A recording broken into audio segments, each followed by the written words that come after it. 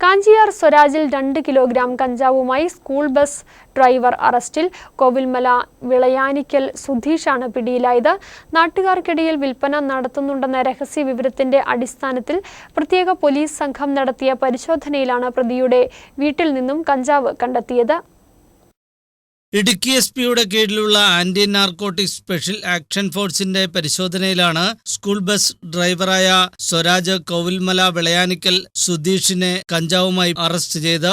1 കിലോഗ്രാമിൽ അധികം കഞ്ചാവാണ് ഇയാളുടെ വീട്ടിൽ ഒളിപ്പിച്ചു വെച്ച നിലയിൽ കണ്ടെത്തിയത്. നാട്ടുകാർക്കിടയിൽ ചെറിയ പാക്കറ്റുകളാക്കി വിൽക്കുന്നതിനാണ് പ്രതി കഞ്ചാവ് വീട്ടിൽ സൂക്ഷിച്ചതെന്ന് പോലീസ് പറഞ്ഞു.